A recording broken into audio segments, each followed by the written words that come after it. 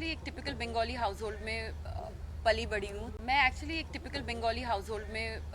पली बड़ी हूँ तो हम जब मैं कूच बिहार में थी तो हम नवरात्रि नहीं सेलिब्रेट करते थे, हम दुर्गा पूजा सेलिब्रेट करते थे। মৌনি রায়ের ইন্টারভিউটা দেখার পাছত কমেন্ট বক্স যায় দেখো কিছু মানুষ কামনা কামি নাগাইছে, কিছু মানুষ চুলকে চুলকি নাগাইছে। ইয়ে কয় এক কথা তা ইয়ে কয় আর এক কথা। তা হুট করিয়া ফল্লাতা কয় ওই মুখোশধারী কথা বাদ দাও তো, জানি যে আসল পরিচয় নুকি থুইয়া ফেক পরিচয় তলতি ধরে। হোয়াটসঅ্যাপ কি ভাই হে কেমন আছেন? আমার মৌনি রায় দিদি খুব ট্যালেন্টেড, ওই জন্য খুব কম সিনেমা করার চান্স পাইছে।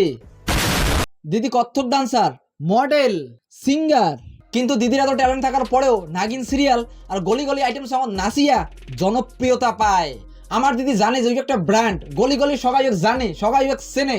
আমার দিদি হয়তো নিজের পরিচয় নাগান করে এটা ভুলে গেছে যে নাগিন যত সুন্দর হোক না কেন নাগিনের ভিতরে কিন্তু বিষ থাকে। এই নাগিন আর ওই নাগিনের মধ্যে তফাৎ করে তোমরা জানেন, এক নাগিন সিরিয়ালত ভাইরাল আর এক নাগিন গানত ভাইরাল। মৌনি রায় দিদি আমার একজন বলিউড নায়িকা। কুচবিহার তথা উত্তরবঙ্গের মানসি ইয়াং নিয়ে গৌরব বোধ করে। কুচবিহার তথা উত্তরবঙ্গের মানসি ইয়াং যতটা সম্মান করে, যতটা গৌরব বোধ করে, ততটা সম্মানের যোগ্য ইয়াং না হয়। যদি সম্মানের যোগ্য হলে হয় তাহলে পরিচয়টাও ঠিক নাকান দিলে হয়। मैं एक्चुअली एक टिपिकल बंगाली हाउस होल्ड में पली बड़ी हूँ तो हम যদি কোনো ব্যক্তি তার মার্কেটিং এর জন্য ফেক পরিচয় তুলতি ধরে তার নাম মৌনি রায়। অভিনন্দন দিদি, শুভেচ্ছা। আমার দিদি উত্তরবঙ্গের মানুষের কাছে উদাহরণ হয়ে থাকিল তোর এই টেকনিক যদি আমরা শিখির পাই। কিন্তু মুই শুনছো ইয়ে নাকি বেশিরভাগ ইন্টারভিউ বাঙালি পরিচয় দিয়ে বেড়ায়। मैं एक्चुअली एक टिपिकल बंगाली हाउस होल्ड में पली बड़ी हूँ। Exchanging the culturally. You know, I also realized that there's a lot of similarities between Bengalis and Malayalam culture. At the same time, because it was a typical Bengali household. কিন্তু ইয়ে যদি ব্যাগল পরিচয় দিবার ভাল লাগে পরিচয় দিক, বিষয়টা সেটা নয়। বিষয়টা হল তাহলে রাজবংশীর কোনো বড় ফ্যাশন শোর প্রোগ্রামে আসলে নিয়ে কি পরিচয় দিবে, বাঙালি নাকি রাজবংশী কয়া দাঁত কেলে দিবে। Okay. এলে ইন্টারভিউ দেখিয়ে এক অরাজবংশী দিদি কমেন্টত লেখে ও রাজবংশী সম্প্রদায়ের মেয়ে, এটা কোনোদিন বলে না, ও হয়তো লজ্জা পায়। একটা অরাজবংশী দিদি বুঝির পায় যে রাজবংশী ঘরের মেয়ে, কিন্তু আমার দিদি বুঝির পায় না, শরম খায়। কি কমো ভাই, কওয়ার কিছুই নাই।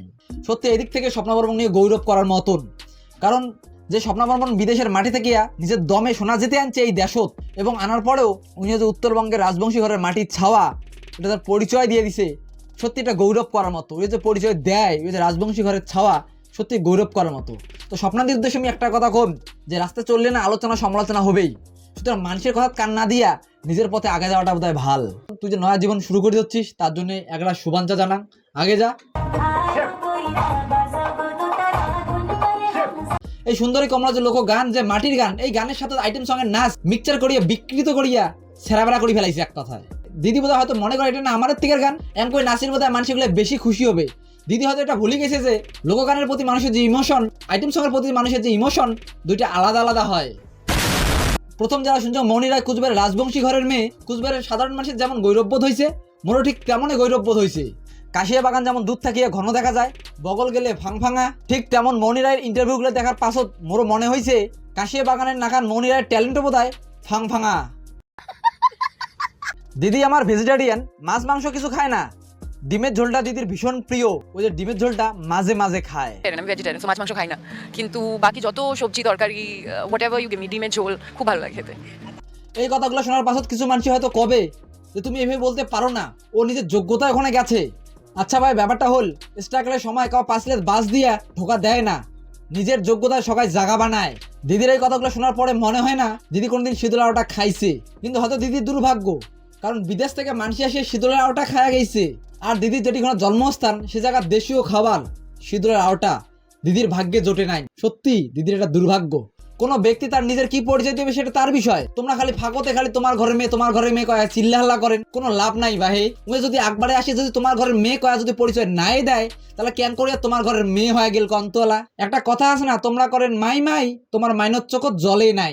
গাইজ এই দিদিক নিয়ে তোমার কি মন্তব্য, কি কমেন্ট, নিশ্চয় কমেন্ট করে জানাবেন। আর গাইজ ভিডিওটা ভালো লাগে লাইক কমেন্ট শেয়ার অবশ্যই করবেন। দেখা হচ্ছে নেক্সট ভিডিও। চলো বস।